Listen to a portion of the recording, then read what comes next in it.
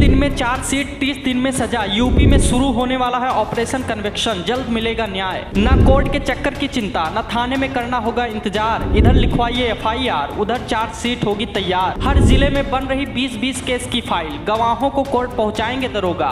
फिल्मी स्टाइल के दबंग रहे दूर। कोर्ट के चक्कर काट काट कर जिनके कई जूते घिस चुके हैं, जिन्हें केस दाखिल होते ही न्याय में देरी का दौर दिखने लगता है, उन्हें ये रिपोर्ट आखिरी तक सुननी चाहिए। जिस चार्जशीट में महीनों का वक्त लगता था, अब यूपी पुलिस उसे सिर्फ 72 घंटों में ही तैयार करने वाली है। फिल्मी स्टाइल में जो दबंग बदमाशों को कोर्ट से छुड़ाने जाते हैं और वह गवाहों को कोर्ट में नहीं पहुंचने देते, उन्हें अब कांस्टेबल से सीधा दरोगा जी से निपटना होगा।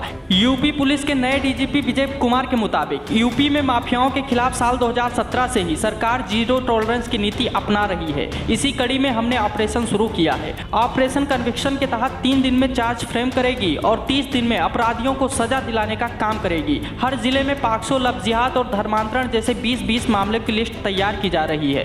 गवाहों को अदालत पहुंचने की जिम्मेदारी थाना प्रभारी और कमिश्नरेट जनपद प्रभारी की होगी। यूपी पुलिस के नए DGP विजय कुमार के मुताबिक यूपी में माफियाओं के खिलाफ साल 2017 से ही सरकार जीरो टॉलरेंस की नीति अपना रही है। इसी कड़ी में हमने ऑपरेशन शुरू किया है। ऑपरेशन कन्विक्शन के तहत 30 दिन में चार्ज फ्रेम करेगी और 30 दिन में अपराधियों को सजा दिलाने का काम करेगी। हर जिले में पाक्सो, लव जिहाद, धर्मांतरण जैसे 20-20 मामलों की लिस्ट तैयार की जा रही है। गवाहों के अदालत पहुंचने की जिम्मेदारी थाना प्रभारी और कमिश्नरेट जनपद प्रभारी की होगी। मतलब योगी राज में पीड़ितों को न्याय मिलने में देरी ना हो, इसके लिए हर मुकम्मल इंतजाम किए जा रहे हैं। यूपी बुलडोजर पॉलिसी पर सवाल उठाए जा रहे हैं। हो सकता है ऑपरेशन कन्विक्शन पर सवाल उठाएं और कहें इतनी जल्दी जांच कैसे हो सकती है। FIR लिखवाकर पुलिस इतनी जल्दी जांच कैसे पूरी करेगी, जिसका जवाब इस ऑपरेशन को लॉन्च करने वाले अधिकारी बेहतर ढंग से दे पाएंगे। लेकिन आप इस सवालों से हटकर देखें तो इसके कई फायदे भी दिखेंगे।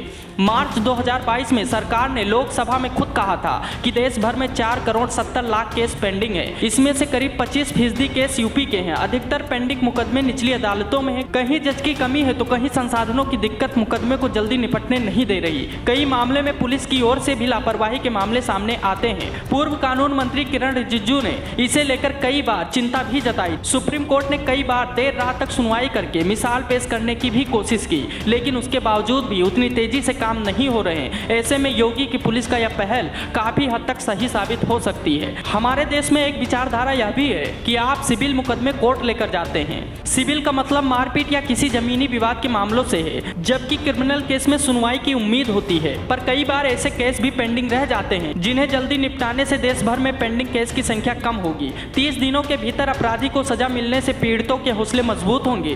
फर्जी केस के मामले में कमी आएगी। पुलिस पर समय से पहले जांच का दबाव बढ़ेगा। जिले या प्रदेश के अधिकारियों पर लोगों का भरोसा बढ़ेगा। पुलिस बेहतर होगी। यूपी पुलिस की बुलडोजर और एनकाउंटर वाली छवि भी बदलेगी। आम जनता खाकी से खौफ नहीं खाएगी, बल्कि अपने साथ हुए अन्याय की जानकारी देगी। इसे सही से चलाना यूपी पुलिस के लिए चुनौतीपूर्ण होगा। अगर आप यूपी पुलिस को नया आइडिया देना चाहते हैं या कुछ सुझाव देना चाहते हैं तो कमेंट करके जरूर बताएं। नमस्कार।